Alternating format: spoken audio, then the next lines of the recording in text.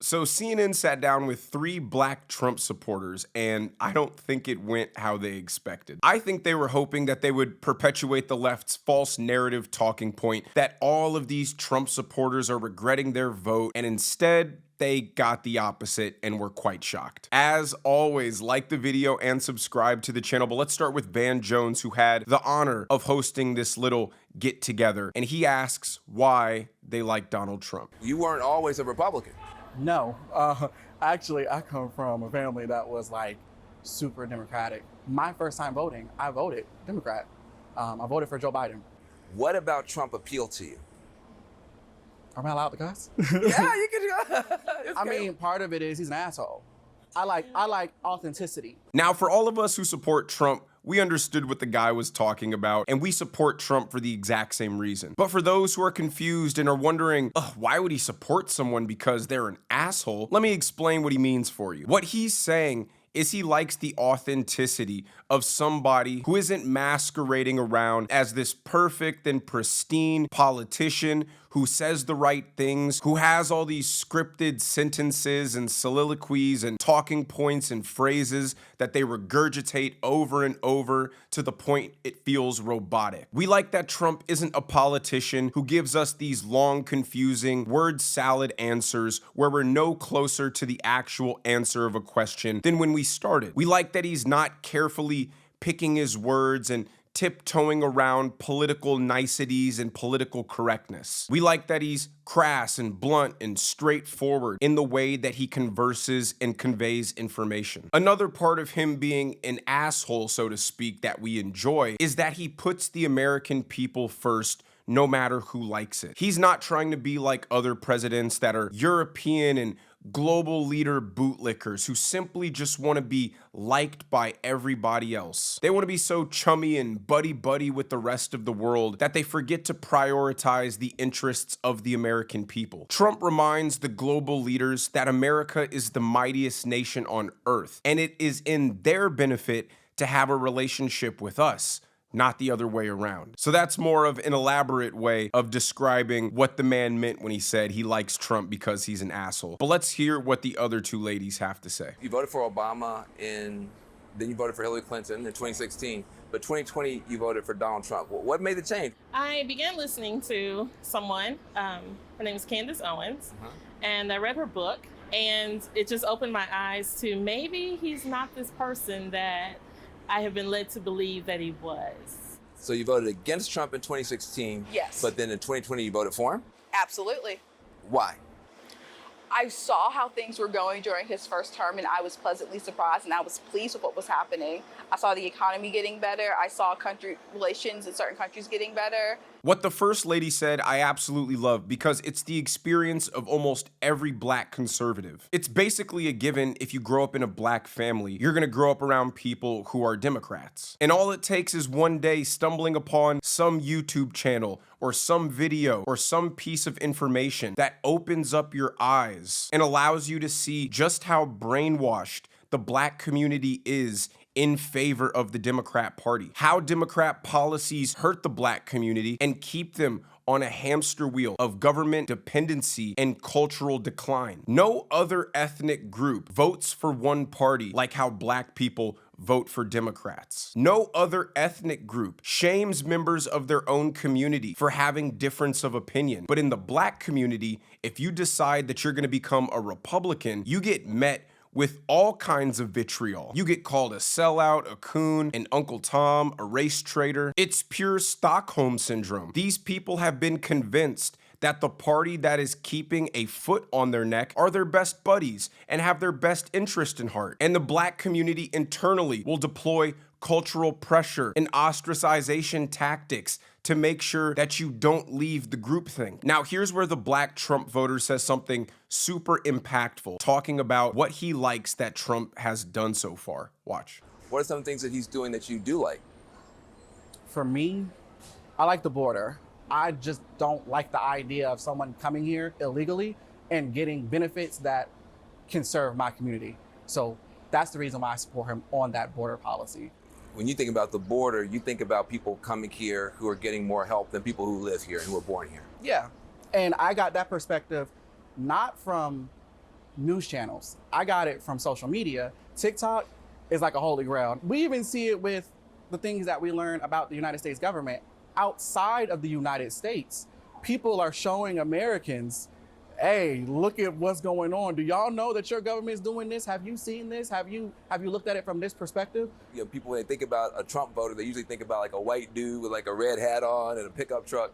And y'all are not that at all. So Van Jones tries to lighten the mood with an overtly racist comment at the end, completely ignoring the reality that Trump's 2024 win was a coalition of all ethnic demographics. It wasn't some old white person Christian nationalist movement. They're trying to make it seem like it's an extremist movement. Because if they admit that Trump actually appealed to the masses, to the majority, to the average person, it would mean that they have to admit the Democrats are actually the fringe party. But he said he was upset that illegals were getting benefits that could help the black community. That has always been one of my biggest points when talking to black Democrats. They're the same people who complain about the white man and the racist government and everything is against black people. And then I'll point out, but wait, the white man is giving all this free stuff to illegals who come across the southern border. And they're not white. So they clearly have the money to willfully throw around to minorities that they deem to be worth it. They're just making it obviously and painfully clear that black people aren't worth it to them. And that should upset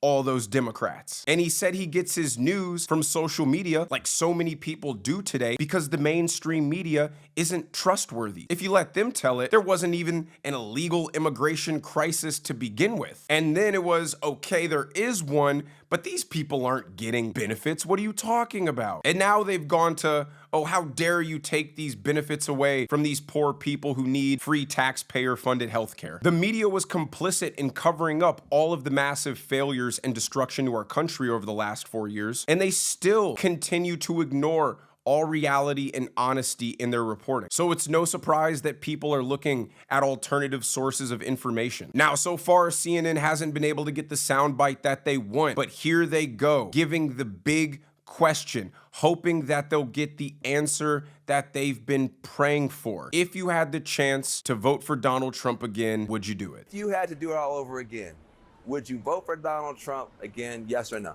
Yes, I would.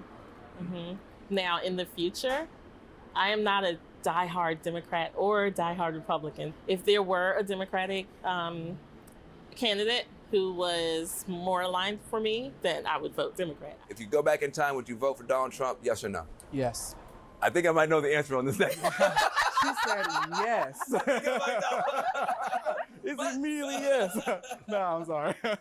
If you had to do it all over again, would you vote for Donald Trump, yes or no? 1000% absolutely yes.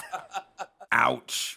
That really puts a hole in their narrative of, oh, all these Trump supporters are just regretting their vote. They regret it. They feel so stupid. There's so much buyer's remorse. They have to create scenarios, no matter how untrue, that their base can use to make themselves feel vindicated about losing the election. They're still caught up in November's loss. They still can't believe the American people rejected their platform, rejected their policies, rejected their cultural stances, and instead chose to go with the guy who they claimed was a Nazi, was a threat to democracy, was a 34-time felon. And so in their own heads, instead of telling themselves they were wrong and they need to do some self-reflection, they were just hoping that these stupid MAGA people will soon regret what they did, and all the doom and gloom that the Democrats see through their Trump-deranged perspective will soon come back to bite all these MAGAs in the butt, and they will be regretting their vote. And Democrats can feel good again and say, aha, I knew I was right. I told you guys I was right. But unfortunately, that isn't what's happening at all. We're all thrilled. And that's not just me saying that. That's not just this table of black Trump supporters saying that. Here is CNN dropping their own poll showing what people would do if they had the chance to vote again today. Take a look. Who would be doing a better job as president? Guess who comes out on top? Within the margin of error, but comes out on top. This looks a lot like the election result, right? Trump 45%, 2 points ahead of Harris at 43%. 12% say they'd be doing about the same. But this is the key nugget here. It's not just about regretting that vote. It's literally saying who would be doing the better job right now. And Trump continues to score a higher percentage of the vote than Kamala Harris. This looks a heck of a lot like the election result. We have just seen this in poll after poll after poll. Now, you guys should know by now, I don't live or die by the polls. I don't see them as objective truth in any kind of way. I just think that they're nice indicators to take a look at. And the recent slew of polls that the media was showing over the last week showed Trump deeply underwater on a vast number of issues. And what the poll I just showed tells me, combined with the polls last week showing Trump to be deeply underwater, say, is the polls from last week are wrong and Trump isn't deeply underwater with these things, which I think is definitely true. Or if they are true, it just means that they still think, despite that, Kamala Harris would still be significantly worse. And I think that's what the mainstream media is starting to pick up on. Americans have just fundamentally lost their appetite with the Democrat Party. Americans saw through the facade of Kamala Harris and her stooge, least manly man vice presidential pick Tim Walz, who actually just the other day was giving a talk and admitted that he was nothing more than a DEI token white guy for the Kamala Harris ticket. Take a listen. I knew I was on the ticket, I would argue, because we did a lot of amazing progressive things in Minnesota to improve people's lives. But I also was on the ticket, quite honestly, you know, because I could code talk to white guys watching football, fixing their truck, doing that I could put them at ease. I was the permission structure to say, look, you can do this and vote for this. And you look across those swing states, with the exception of Minnesota, we didn't get enough of the— I mean, we always knew it. Oh, I'm just this rugged, Midwestern, average Joe kind of guy, can fix a car, I shoot shotguns, I'm just like you. But now they're finally openly admitting it. And it shows you how out of touch the Democrats are. If that was their objective going into looking for a vice president, and they still picked Tim Walz. They really thought that he was the one to connect with regular dudes across America. They thought he was the one to inspire young men across the country to think that it's cool to follow behind a woman. They thought a guy who lied about serving in combat was gonna be the man's man that everyone would gravitate towards. They thought that was gonna win out over big money, jet-setting, model-marrying, UFC fight attending Donald Trump. The only kind of men that Tim Walz inspired were the men that were left in the Democrat Party after they shunned and exiled any kind of guy who represented any kind of traditional masculine man from their party. So the soy boy super feminist Democrat probably thought it was totally based when Tim Walz would go on stage and say, I'm so dumb, I'm so goofy, I don't know how I would put my pants on in the morning if it weren't for the help and leadership and support of my beautiful, smart wife because I'm so stupid. But I'm sure despite videos like this of these black Trump supporters saying they don't regret their vote at all, the left will still manipulate reality and tell themselves that Trump supporters en masse are regretting their vote because it'll help them sleep at night better. Well, we're sleeping like a baby every single night while we enjoy what the president is doing, and they're the ones who are waking up at 3 a.m. in a cold sweat, worried about what Donald Trump is going to do to them the next day. But let me know what you guys think down in the comment section below. If you enjoyed the video, make sure you hit that like button. Make sure you subscribe to the channel if you haven't already. Turn on the notification bell so you guys never miss a video, and I will see you in the next one.